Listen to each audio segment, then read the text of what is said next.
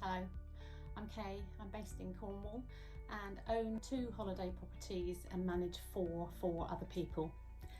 So I joined the Boostly Academy because, well, actually I thought it was a no-brainer at the time.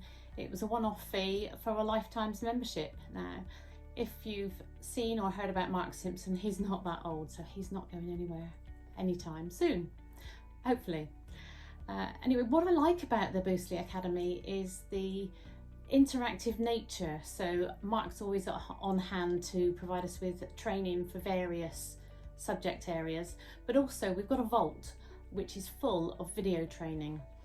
So a lot of people learn in different ways, either with things written down, so there are things that we can download and use, but the video training actually shows you and takes you through step by step.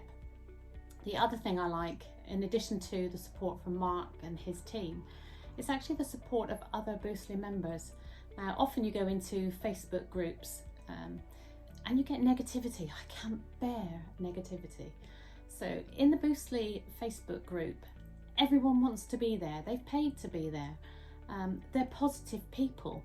So I just like that camaraderie, and it's just like another family. So if you're on the fence, if you're thinking about, should I join the Boostly Academy?